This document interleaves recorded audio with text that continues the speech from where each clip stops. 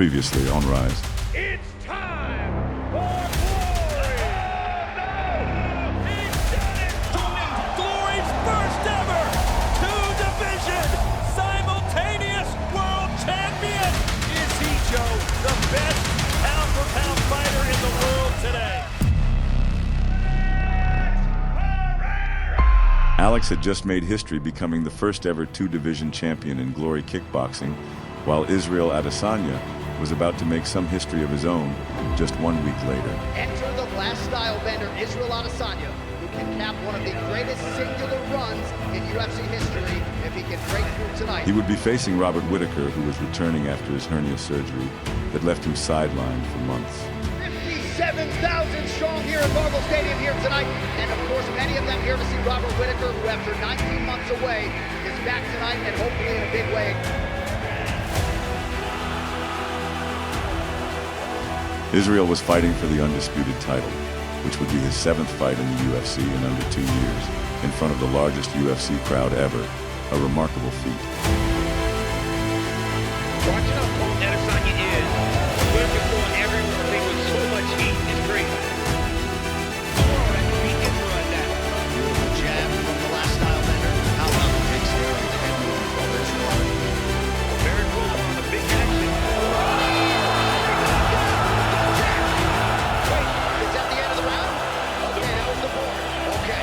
Oh my goodness.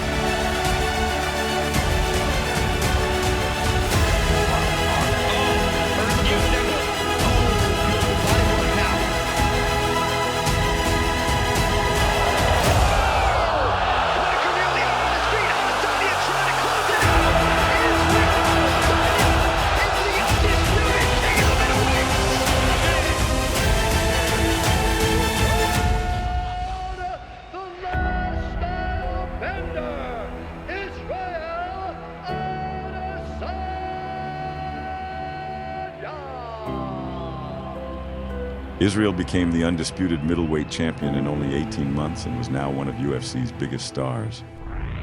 I feel like I'm still lucid dreaming, so you might see me do weird things just to see if I'm dreaming. Sort of compared you to Conor McGregor and things like that with the entrance and obviously in the stadium. No one is doing anything like I'm doing. 2019 was a banner year for Adesanya.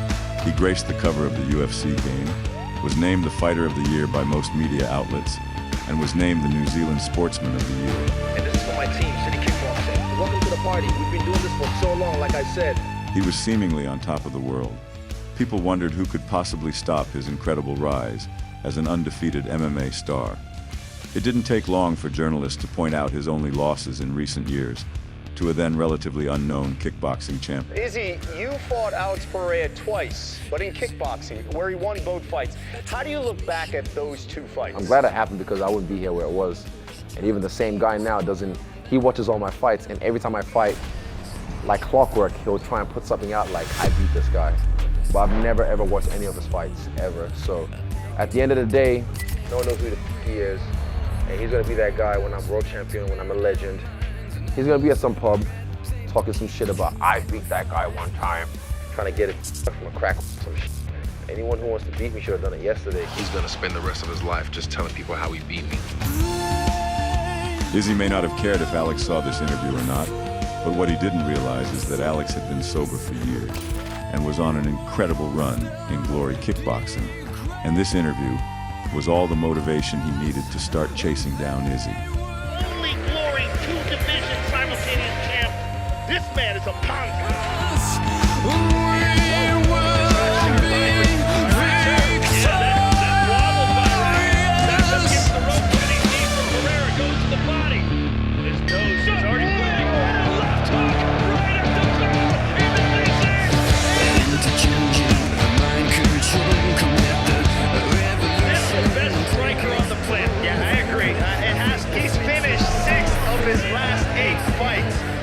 Izzy began his title reign calling out Yoel Romero, something no one else had done, as Yoel was a freak athlete and Olympic wrestler. It's amazing to think when 2018 began, he was not a UFC fighter, and now he's one of the biggest superstars in the sport. The fight was lackluster, leaving Izzy's critics with ammunition to belittle his accomplishments, which was something he would take to heart in his next fight. Alex, meanwhile, had taken an MMA fight to gain more experience.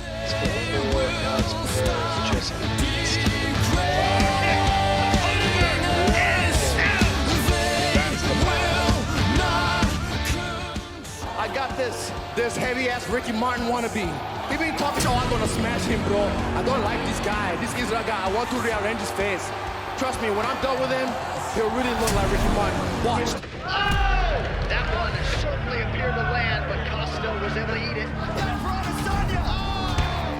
He has left Anderson Silva, Kelvin Gastelum, Robert Whittaker, Yoel Romero, and now Paulo Costa in his wake. Y'all must have forgot because of what happened last time.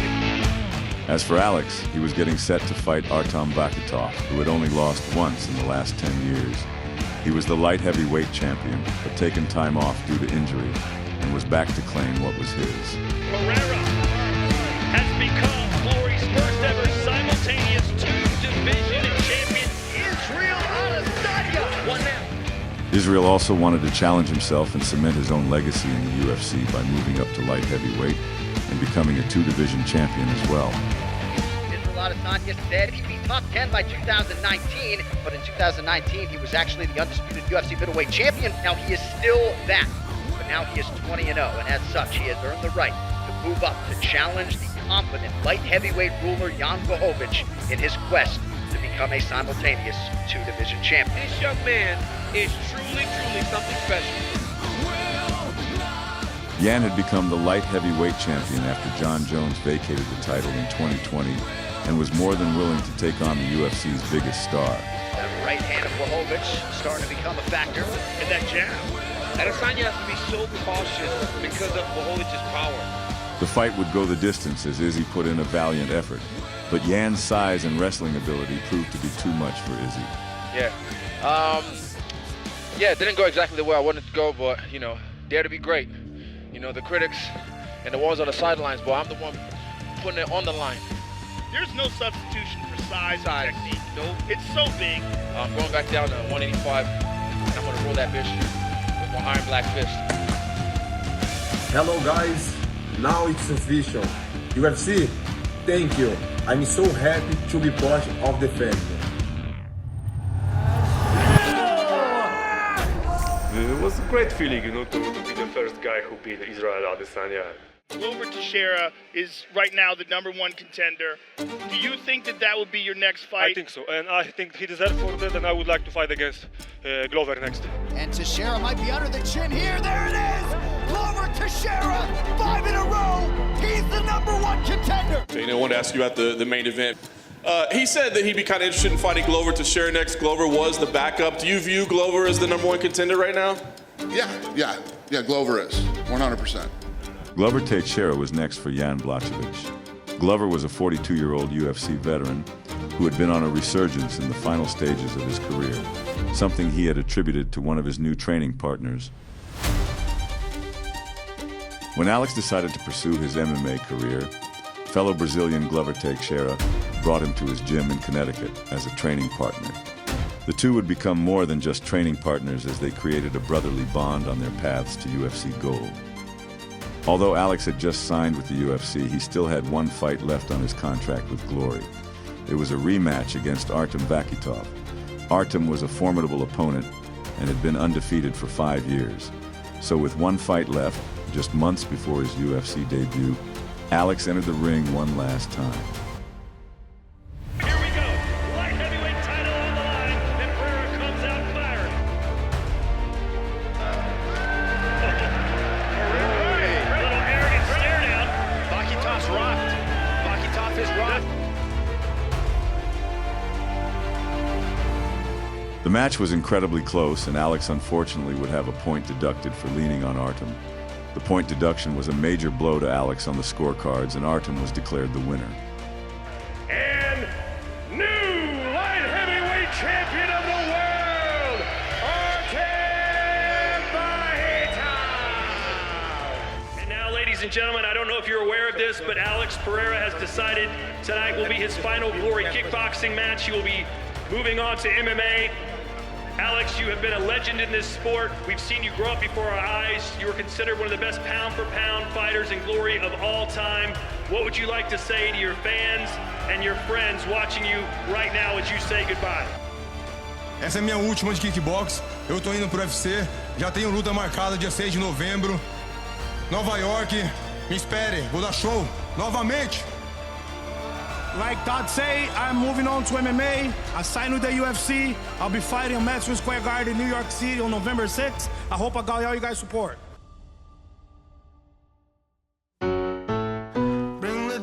This is one of my most looked forward to moments in this sport. It's the emergence of Alex Pereira. I've been watching him for years and years. He is truly an exception.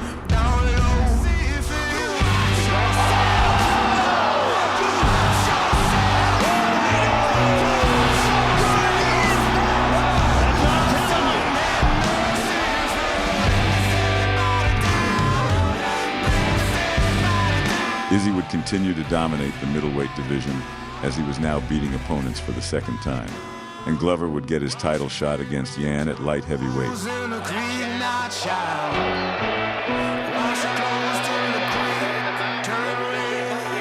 got his flanked out! Oh, she attacks his neck! Oh my God! Oh, there it is! Pereira breaks through at 42! Wow. He's the undisputed light heavyweight champion! Oh my goodness! Having you hop in your dreams. No matter what people say, don't listen to them. Believe in yourself, keep going forward.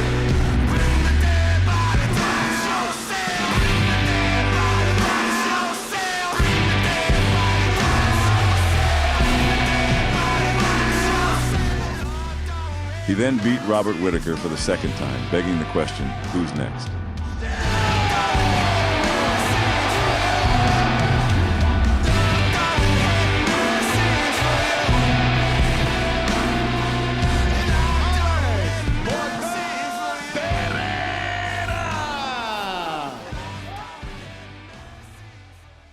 And Alex, I mean, phenomenal striker.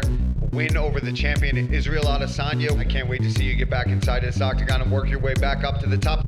Alex was closing in on a fight with Israel Adesanya. He would be featured on the same fight card as the Last Stylebender during International Fight Week in Las Vegas. The two former foes didn't have much to say to one another, mostly due to the fact that Alex's opponent had enough to say for everyone. You guys think, yeah, how about you drive a big lifted truck about this big? Let's go. Let's go. Sean Strickland was an up-and-coming fighter, and this would be his first ever press conference. This is my first press conference. You guys are a bunch of vicious bastards. Man, here's the way you guys talk. I want to go down there and punch all you f***ers in the face. Jesus Christ, you guys are mean. Sean was extremely volatile and wasn't the least bit afraid to fight or say what was on his mind, becoming another vital part of the Israel and Alex storyline. You ask me some stupid shit like that, yourself move. That it really happens. Do you feel like he deserved this opportunity against you? I mean, he hasn't paid as many dues in the UFC as you have. Sean, who's the best striker on stage? I mean, I would say me, but I mean, that man was the one that slept that man, so, you know, next to me, probably Alex. I mean, what was it like, 2-0 against Izzy? What was it, 2-0? Did you watch the whole fight? No, I don't watch Exactly, do your fucking job next time. Oh man, I made the champion man with his frosted tips and his little watch. Oh no! Listen, bro, you're gonna break a fucking down. Calm down. I'll break your fucking down. There's not one Glory kickboxer in any fucking weight class that I couldn't stand and bang with.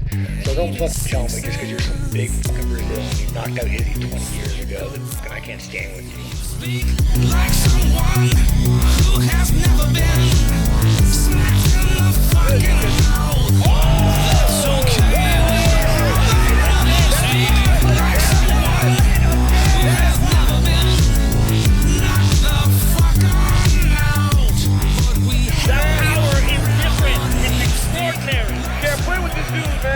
Coming to a top 5 near you shortly, and perhaps the next middleweight title challenge. challenger. Let's cheer for Adesanya tonight.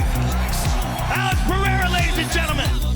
He had 5 title defenses as the Glory middleweight champion, also won Glory Kickboxing's light heavyweight title.